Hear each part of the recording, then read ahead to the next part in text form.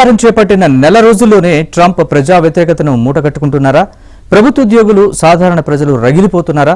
అసలు ఎందుకు ట్రంప్కు ఓటేశామంటూ తలలు పట్టుకుంటున్నారా? ప్రభుత్వ ఖర్చులు తగ్గించడం మంచి పనే కానీ ఉద్యోగాల్ని ఊడగొడితే ఎలా బతకాలని ప్రశ్నిస్తున్నారా?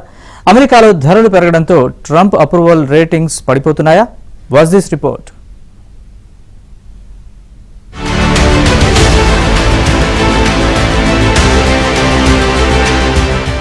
అంతర్జాతీయ అభివృద్ధి కార్యక్రమాలకు మానవతా దృష్టితో సహాయానికి యుఎస్ ఎయిడ్ సంస్థ ద్వారా అందుతున్న నిధులను అమెరికా ప్రభుత్వం నిలిపివేసింది. తాజాగా 2000 మంది యుఎస్ ఎయిడ్ ఉద్యోగులపై అమెరికా అధ్యక్షుడు డొనాల్డ్ ట్రంప్ వేటు వేశారు. ట్రంప్ ఆర్డర్స్ నిలిపివేసేలా ఆదేశాలు జారీ చేయాలని కోరిన ఉద్యోగుల విజ్ఞప్తిని యుఎస్ డిస్ట్రిక్ట్ జడ్జి తిరస్కరించారు. ప్రభుత్వం చేసే అనవసరపు ఖర్చులను తగ్గించడానికి పనిచేస్తున్న మస్క్ నేతృత్వంలోని డోజ్ ఇప్పటికే వేలాది యుఎస్ ఎయిడ్ ఉద్యోగులపై వేటు వేసింది. యుఎస్ ఎయిడ్ లో పనిచేస్తున్న వారు అమెరికా వ్యతిరేకులని, క్రిమినల్స్ అని ఎలాన్ మస్క్ లాంటి వారు విరుచుకుపడ్డారు.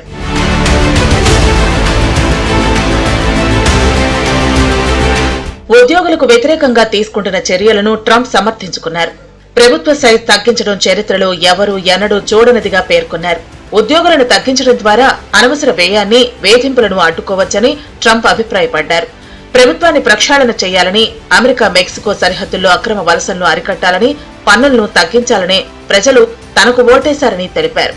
అక్రమ వలసదారులను వెనక్కి పంపడాన్ని అమెరికా అధ్యక్షుడు డొనాల్డ్ ట్రంప్ మరోసారి సమర్థించుకున్నారు.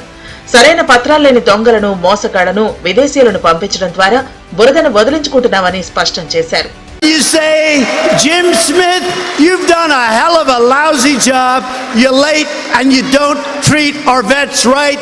Jim, I'm sorry, you're fired. Get out of here. Right?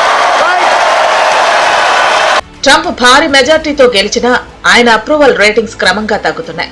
జనవరిలో ఆయన అప్రూవల్ రేటింగ్ 49.7% ఉండగా నెగిటివ్ ఓటు 41.5%గా ఉండేది. ఇప్పుడు అమెరికాలో ఆయన సమర్థిస్తున్న వారు 48.5% ఉండగా వ్యతిరేకిస్తున్న వారు 47%. ట్రంప్ నెట్ అప్రూవల్ 8.2% నుంచి 1.5%కి పడిపోయాయి. సిఎన్ఎన్, గ్యాలప్, రాయిటర్స్ సహా దాదాపు అన్ని సర్వేల్లోనూ ఇదే పరిస్థితి. విదేశీ దిగుమతులపై సుంకాలు వేయటం, అమెరికా కంపెనీలు, పొలాల్లో పనిచేసే వలసదారులు తగ్గటంతో దేశంలో ధరలు పెరగటంతో అమెరికన్లు గగ్గోలు పెడుతున్నారు. పెరిగిన ధరలతో తమ నడ్డి విరుగుతోందని చాలా మంది అమెరికన్లు ఆవేదన వ్యక్తం చేస్తున్నారు. గాజా వ్యవహారంలో ట్రంప్ జోక్యాన్ని కూడా చాలా మంది అమెరికన్లు వ్యతిరేకిస్తున్నారు. గాజాను టేకోవర్ చేస్తున్న ప్రతిపాదనను కేవలం 14% మంది సమర్థించారు. I signed an executive order banning men from playing in women's sports.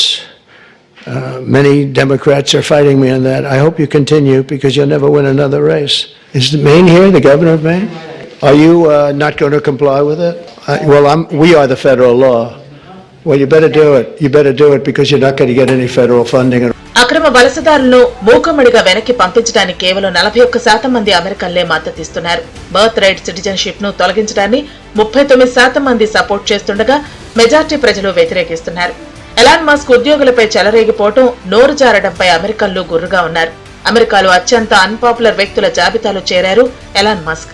ఆయనకు ట్రంప్ అనవసరంగా ఎక్కువ అధికారాలిచ్చారని ట్రంప్ కు ఓటేసిన వారిలో 55% మంది అభిప్రాయపడ్డారు. ఎలాన్ మస్క్ కున్న అప్రూవల్ రేటింగ్ 41% మాత్రమేనని పలు స్టడీల్లో వెల్లడైంది. ట్రంప్ యంత్రాంగంలో మస్క్ ఉండాలని 28% మంది కోరుకుంటున్నారని, 54% మంది ఆయన తొలగించాలన్నారు. అమెరికా ఆర్థిక వ్యవస్థను ట్రంప్ దెబ్బతీస్తారని మెజార్టీ ప్రజల అభిప్రాయం. దేశంలో ధరల్ని తగ్గించడంలో ట్రంప్ ఘోరంగా విఫలమయ్యారు. ద్రవ్యోల్బణాన్ని ఆయన సరిగా హ్యాండిల్ చేయలేకపోతున్నారని 68% మంది చెప్పారు. అమెరికా ఆర్థిక వ్యవస్థ బాగాలేదని ఏకంగా 73% మంది చెప్పారు. మొత్తానికి ట్రంప్ అధికారంలోకి వచ్చిన నెలన్నర రోజుల్లోనే అప్రతిష్ట మూట కట్టుకున్నారు.